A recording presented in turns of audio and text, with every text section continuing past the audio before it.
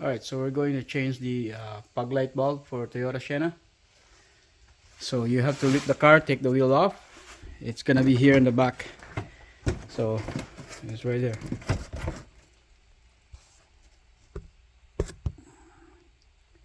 Right? It's gonna be right there. But you have to take the fender liner off. There's a three bolts around the bottom here. Take the 3 bolts and 1 bolt here. Should be able to peel this off. And here you should be able to take the light out like so, and then twist it counterclockwise and pull it. So here it is. Right, so the reason I'm replacing the fog light bulb is because I'm changing it to a LED. So this is my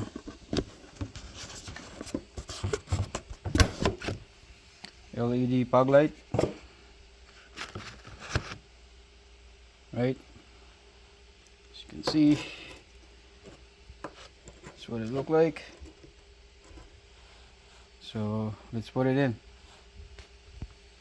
Okay, so I just snapped the fog light there. Before you put it in there, or before you put everything back, just make sure your fog light works first. Alright, so as you can see, fog light is working, so now we can put this thing back. Alright, there it is. All LED headlights and fog lights. Thank you for watching.